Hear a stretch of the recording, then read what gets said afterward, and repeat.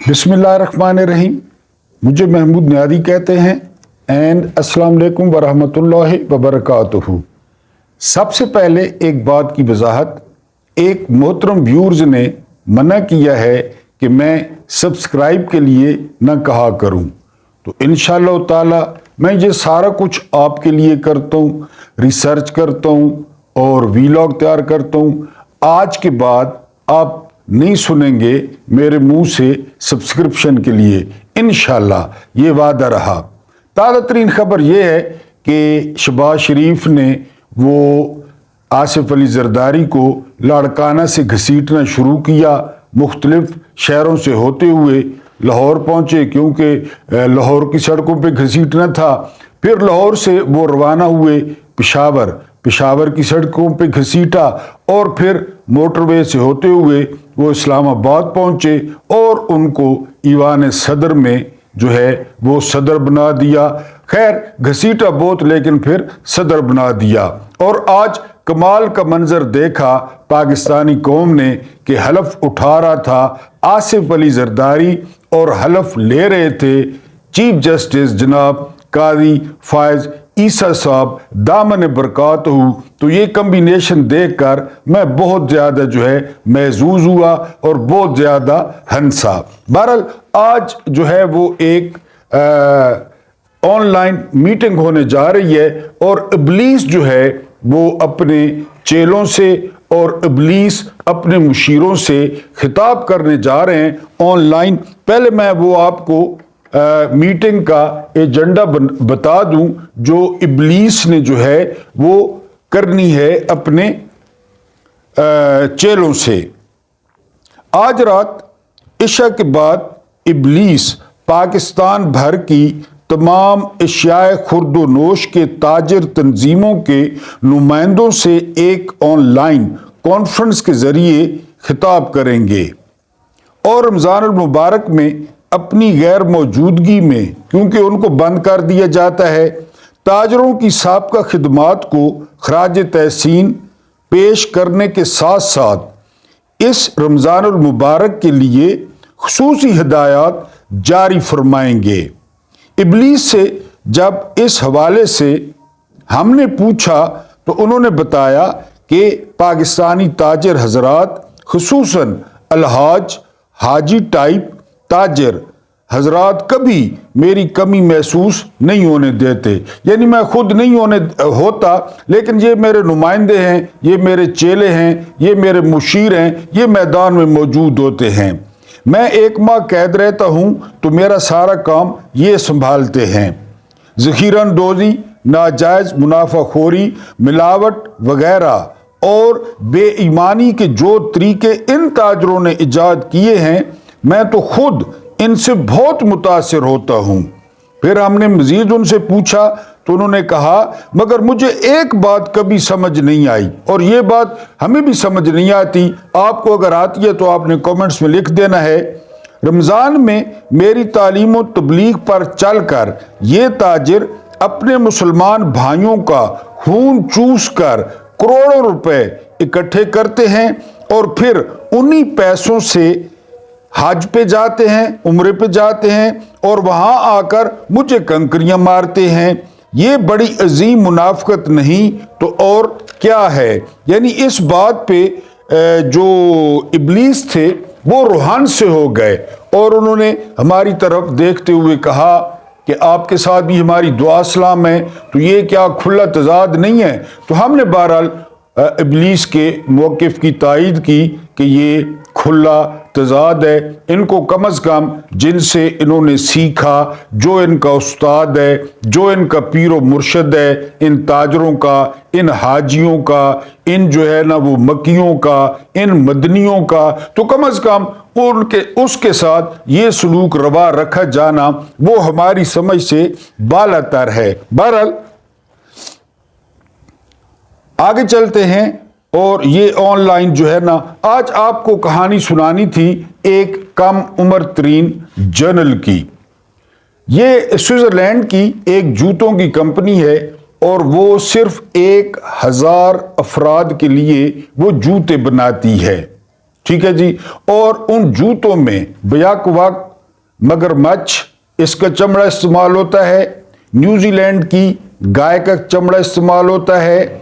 इसके अलावा अफ्रीका के काले हाथियों के कान इस्तेमाल होते हैं और इसके अलावा इसकी अंदर वाली जगह पे वो हिरन का चमड़ा इस्तेमाल होता है। कंपनी का दावा है कि इसकी जो पॉलिश है वो 100 साल तक बरकरार रहती है और उस पर कोई दाग नहीं आता। बहरहाल ये जाहिर शाह, वो अफगानिस्तान के शाह थे, वो उसके जो है वो क्लब के मेंबर थे। जाहिर शाह के जलावतन होने के बाद जनरल सरदार मोहम्मद दाऊद खान वो इस क्लब के मेंबर बन गए। दाऊद खान को जाहिर शाह ने अपनी बहन ज़ैनब, उसके साथ उनकी शादी की और जो दाऊद खान थे वो अफगानिस्तान के जाहिर शाह को जलावतन करने के बाद वो अफगानिस्तान के जो है वो स्याह सफ़ेद के मालिक बन गए। वैसे भी आज तक दुनिया में सबसे कम उम्र तरीन जर्नैल का उनको जो है वो मकाम हासिल है। बहरहाल सरदार दाऊद वो जब गए जोसेफ स्टालिन की आखिरी रसूमात में शिरकत के लिए, तो वहाँ पर उनकी बहुत कुर्बत पैदा हो गई रूसी हुक्काम और ख़ासकर जो रूस की खुफिया एजेंसी है KGB। उस वक्त की बात कर रहा हूँ जब USSR था, सोवियत यूनियन, तो KGB के साथ उनकी बड़ी जो है वो दोस्ती हो गई। फिर क्या हुआ? फिर ये हुआ कि उन्होंने रूस के कहने पे और KGB के कहने पे पख्तूनिस्तान की तहरीक वो शुरू कर दी पाकिस्तान के खिलाफ। उसके बाद क्या हुआ? उसके बाद सरदार दाऊद खान वो वजीर आज़म बन गए अफगानिस्तान के, और कहा जाता है कि उनके जितने भी रिश्तेदार थे उन्होंने काबीना में शामिल कर लिए। मैं बार बार आपको कहता हूँ कि मेरा जो मुद्दा होता है, मेरा जो मकसद होता है, वो आखिरकार पाकिस्तान और पाकिस्तानी सियासत होती है। तो मैं डॉट कनेक्टिंग करता हूँ, आपको भी दावत देता हूँ कि को रिलेट किया करें कि पूरा ख़ानदान उन्होंने काबीना में शामिल कर लिया, यानी इसाक डार को भी शामिल कर लिया और मरियम नवाज को भी शामिल कर लिया और हमजा शहबाज को भी शामिल कर लिया, और जो जितने वो रिश्तेदार हैं, बिलाल हो गया, बिलाल यासीन लाहौर वाला, आबिद शेर अली, तो सरदार दाऊद ने भी पूरी फैमिली जो है वो काबीना में शामिल कर दी।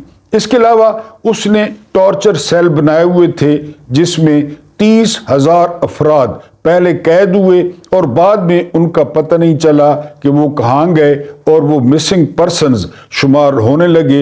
हमें तो आदत है, आपको पता है कि बलोचिस्तान हो गया, पेशावर हो गया, बल्कि अब पंजाब भी हो गया कि लोग घरों से निकलते हैं और पता नहीं चलता कि किधर गए।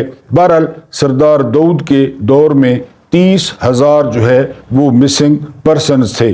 उस वक्त अफगानिस्तान में दो पार्टियां थीं, एक खलक पार्टी थी और एक परचम पार्टी थी। वो दोनों सरदार दाऊद के खिलाफ थी। उन्होंने मुजाहरे किए और वहाँ पर एक मशहूर और प्रोमिनेंट कम्युनिस्ट लीडर को सरदार दाऊद ने ताकत के जोम में आकर कत्ल कर दिया। उसके कत्ल के बाद मेरा ख्याल है इब्राहिम खान नाम था, अगर मैं भूल नहीं रहा, तो वो फसादात जो है वो फूट पड़े और हंगामे शुरू हो गए। तो ऐसा हुआ कि 1978 में, लेकिन 1978 से पहले आपको बताऊं सरदार दाऊद के कारनामे कि सरदार दाऊद ने पर्दे पे पाबंदी लगा दी, सरदार दाऊद ने अफगानिस्तान में दाढ़ी पर पाबंदी लगा दी, सरदार दाऊद ने काबुल को सबसे बड़ा अयाशी का अड्डा बना दिया, सरदार दाऊद ने औरतों को स्कर्ट पहनने पर मजबूर किया। उस वक्त जो है वो दुनिया में 3 मशहूर अड्डे थे जिस्म फरोशी के और अयाशी के। पहले नंबर पे काबुल था, दूसरे नंबर पे तेहरान था और तीसरे नंबर पे इस्तांबुल था। और बदकिस्मती से ये तीनों मुल्क और ये तीनों शहर वो मुसलमान थे। उस वक्त एक कहावत बड़ी मशहूर हो गई थी सरदार दाऊद के जो है ना वो दौर में कि यूरोप वो काबुल से शुरू होता है। اب آپ یہاں سے اندازہ کر لیں. بہرحال یہ میں سٹوریاں اس لیے بتاتا ہوں، آپ کو پتہ ہے ماضی کو اس لیے ٹچ کرتا ہوں. اس سے پہلے والے ویلاگ میں نے سلمان بن عبد الملک کا آپ کو بتایا تھا، وہ انشاءاللہ جاری رکھیں گے، لیکن ایک دو اگر جو ہے وہ محاذ کھلے ہوں تو زیادہ مزہ آتا ہے، آپ لوگ ویٹ کرتے ہیں. تو سردار داؤد کو 1978 میں یعنی آرمی نے جب ٹیک اوور کیا، آرمی نے قبضہ کر لیا، تو سردار داؤد کو ان کے 30 فیملی ممبرز کے ساتھ قتل کر دیا گیا. سردار داؤد، اس کی بیویاں، اس کے بیٹے، اس کی بہویں، اس کے چھوٹے چھوٹے پوتے پوتیاں نواز، یعنی یہ ٹوٹل 30 لوگ تھے. اس کے بعد کیا ہوا؟ اس کے بعد یہ ہوا کہ فوج نے سردار داؤد کی لاش کو ایک جیپ کے پیچھے باندھا اور پورے کابل کا جو ہے وہ چکر لگوایا.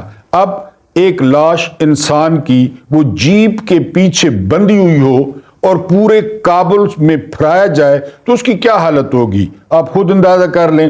پھر اس کے بعد کیا ہوا؟ اس کے بعد یہ ہوا کہ 2 بڑی بڑی قبریں کھودی گئیں. ٹھیک ہے جی. اور پھر ان 2 قبروں میں کوئی غسل نہیں، کوئی کفن نہیں، کوئی جنازہ نہیں. ان 2 قبروں میں ان 2 خاندانوں کو دفن کر دیا گیا، صرف 2 قبروں میں. پھر اتفاقاً 2008 میں کھدائی کے دوران جو ہے وہ یہ ایک قبر سے 15 اور ایک قبر سے 15 لاشیں برآمد ہوئی. 1978 میں دفنایا گیا، 2006 میں جو ہے وہ دریافت ہوئے. اور سردار داؤد، جنرل سردار محمد داؤد خان کو کس سے پہچانا گیا؟ کمپنی کا دعویٰ بالکل ٹھیک نکلا.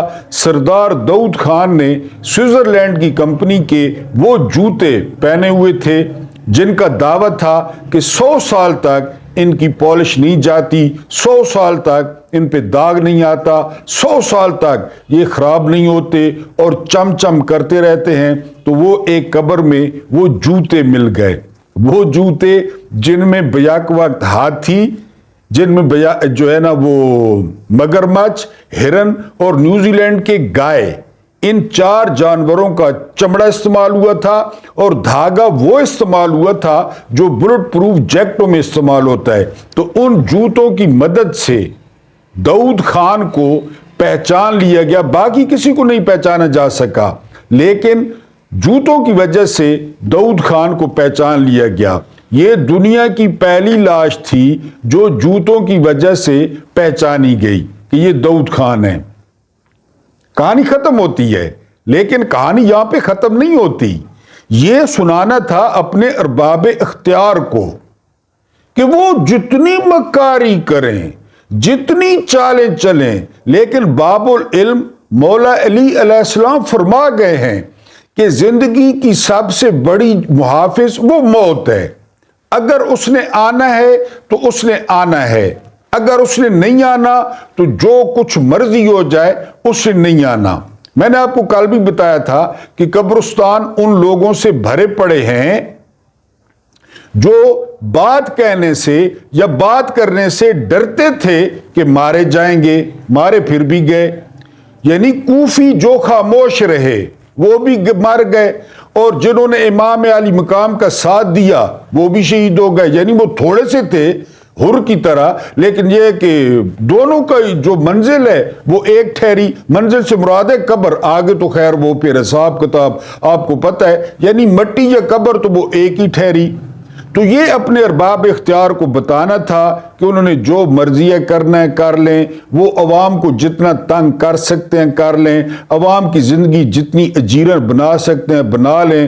پھر کبھی کبھی جو لاش ہے اس کی پہچان جوتوں سے ہوتی ہے، پھر غسل نہیں دیا جاتا، کفن نہیں دیا جاتا اور جنازہ نہیں پڑھایا جاتا. یہ کہانی آپ کے ساتھ جنرل سردار محمد داؤد خان کی جو ہے وہ رکھنی تھی، اور اب آپ ڈاٹ کنیکٹنگ کر لیں. بلیسنگ ان ڈسگائز یعنی زحمت کے بھیس میں رحمت، یہ پی ٹی آئی والوں کے لیے ہوئی ہے. کس طرح؟ آئی ایم ایف نے، میں نے پہلے آپ کو کہا تھا کہ آئی ایم ایف قرضہ دے گا. یہ آئی ایم ایف قرضہ نہیں دیتا، یہ بھولے پاکستانی، بھولی عوام، یہ بینک نہیں ہے، یہ قرضہ نہیں ہے، یہ ہتھیار ہے، ہتھیار، جس طرح آپ کی کن پٹی پہ کوئی ہتھیار رکھا جائے۔ آصف علی زرداری کے بارے میں کل میں نے ایک بات آپ سے شیئر نہیں کی، مجھے بعد میں خیال آیا کیونکہ مجھے یادداشت کا مسئلہ ہے۔ آصف علی زرداری نے انگلینڈ سے آئے ہوئے ایک تاجر سے پیسے مانگے، اس نے پیسے دینے سے انکار کر دیا تو زرداری نے اس کی ٹانگ کے ساتھ بم باندھ دیا، اور بم باندھ کے پیسے مانگے تو پھر اس نے پیسے دے دیے۔ یعنی اس واقعے کی تصدیق وہ وجاہت سعید خان نے بھی کی ہے کہ بخاری صاحب کی ٹانگ سے بم باندھ کے وہ پیسے لیے گئے۔ یہ ہے آئی ایم ایف۔ یعنی اگر عمران خان کے خط پہ آئی ایم ایف کہتا کہ ہم نے عمران خان کے جو ہے نا وہ خط کی وجہ سے ہم قرض نہیں دے رہے، ہم قرض روک رہے ہیں، تو آپ یقین کریں کہ یہ 9 مئی سے بڑا ڈرامہ بنا کر یہ آپ کے بھونپو، یہ آپ کے بھاڑے کے ٹٹو، یہ کرائے کے ڈھول، یہ میڈیا والے سارا پی ٹی آئی کے گلے میں ڈال دیتے۔ لیکن ان کی جو مقامی انچارج ہیں پاکستان میں، انہوں نے کہا ہے کہ سیاسی معاملات سے ہمارا کوئی لینا دینا نہیں ہوتا، ہم جو ہے وہ شیڈول کے مطابق قسط دیں گے، اور وہ لازمی قسط دیں گے۔ وہ قسط دیں گے تو آپ کو مٹھی میں رکھیں گے نا۔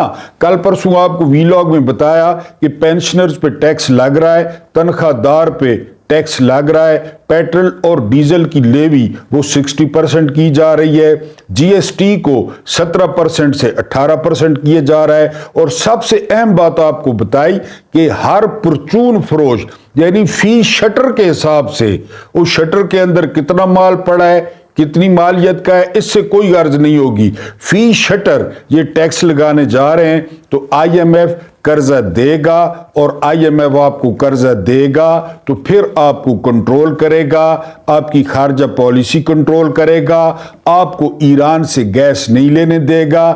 گیس دینی ایران نے ہے، لینی پاکستان نے ہے، پاکستان نے اپنی پیمنٹ کرنی ہے۔ امریکہ کہتا ہے ہمیں تحفظات ہیں، پاکستان کہتا ہے ہم گیس نہیں لیتے۔ لیکن ایک بات ذہن میں رکھیں کہ 14 اگست 1947 کو یہ ملک آزاد ہو گیا تھا۔ کس طرح ہوا تھا، کتنے فیصد ہوا تھا، اس کا فیصلہ آپ خود کر لیں۔ اسی بات کی، اسی جرم کی پاداش میں، آزاد پاکستان کی تلاش میں، آزاد خارجہ پالیسی کی تلاش میں ایک شخص وہ اڈیالہ جیل میں پڑا ہے اور اپنی قوم کے جاگنے کا انتظار کر رہا ہے۔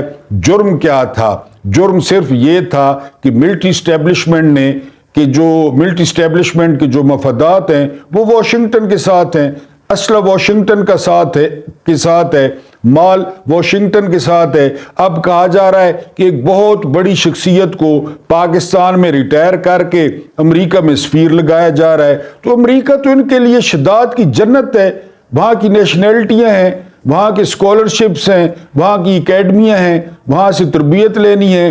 تو بہرحال آئی ایم ایف قرضہ دے گا تاکہ آپ کو کنٹرول میں رکھے، اور آئی ایم ایف نے اب یہ کس طرح پورٹریٹ کر رہا ہے، میڈیا پورٹریٹ کر رہا ہے کہ جی بانی چیئرمین کا خط مسترد ہو گیا۔ مجھے تو یقین کرے بڑی خوشی ہوئی ہے، کیونکہ یہ پی ٹی آئی کے لیے بلیسنگ ان ڈسگائز ہے، ورنہ ان کے گلے پڑ جانا تھا کہ جی وہ انہوں نے خط لکھا اور قرضہ نہیں مل رہا۔ وہ قرضہ کون سا ہے؟ وہ پورن موویز کا قرضہ ہے، وہ پورن ہب کا قرضہ ہے، وہ ایکس ویڈیوز کا قرضہ ہے، وہ قبہ خانوں کے ٹیکس کا قرضہ ہے، وہ شراب خانوں کا قرضہ ہے، وہ گے کلب کا قرضہ ہے۔ سب سے زیادہ ریونیو وہاں سے آتا ہے۔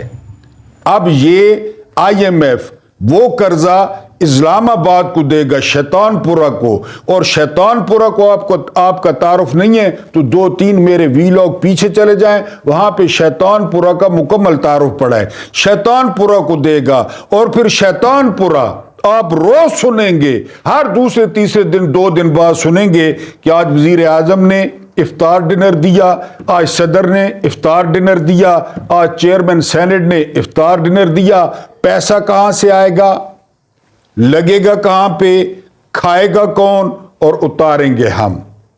آئی ایم ایف لازمی پیسے دے گا، آئی ایم ایف انگوٹھے کے نیچے آپ کو رکھے گا۔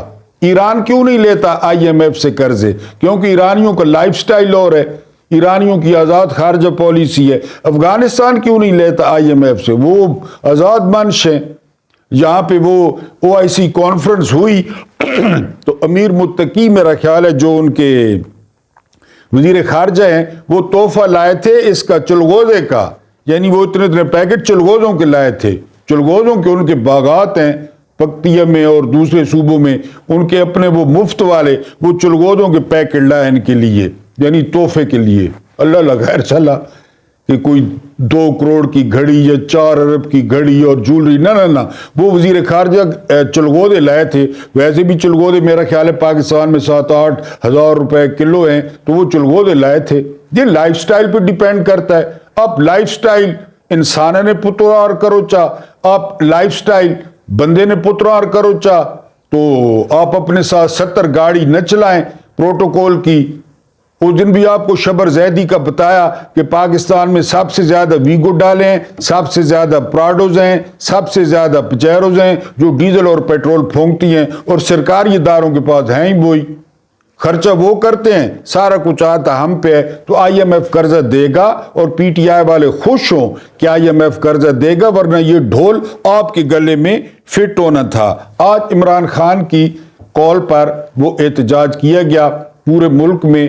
حکومت نے تو دفعہ 144 نافذ کی، لیکن PTI کے کارکنوں نے دفعہ 804 نافذ کر دی، اور واقعی حوصلہ افزا مظاہرے تھے۔ پشاور میں بہت بڑا جلسہ ہوا جسے علی امین گنڈا پور نے جو ہے وہ خطاب کیا۔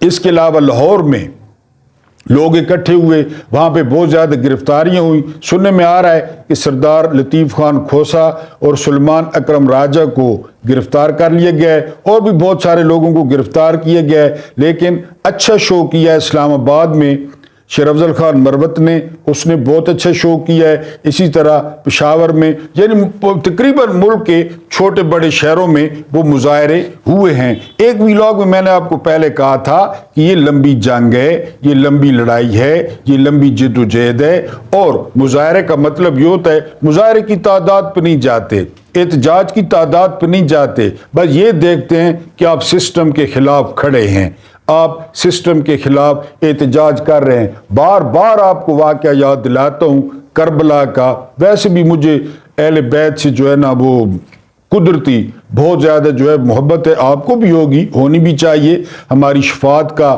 ذریعہ بنیں گے انشاءاللہ تعالی۔ تو وہاں پہ کتنے لوگ تھے؟ آپ نے یعنی جتنی بھی کتابیں پڑھی ہیں یا ذاکرین کو سنا ہے یا علماء کو سنا ہے، تو وہ 72 تعداد بتاتے ہیں، ہم 75 کر لیتے ہیں، ہم 80 کر لیتے ہیں، ہم 100 کر لیتے ہیں۔ تو کہاں جو ہے نا وہ ہزاروں کا لشکر، اور کہاں 100 بندے یا 72 بندے، اور پھر 72 بندے بھی برابر کے نہیں۔ 6 ماہ کا بچہ، 11 سال کا لڑکا، 25 سال کا کڑیل جوان، 57 سال کا جرنیل، یہ حال تھا ان 72 بندوں کا۔ تو وہ احتجاج تھا نا، اور کیا تھا؟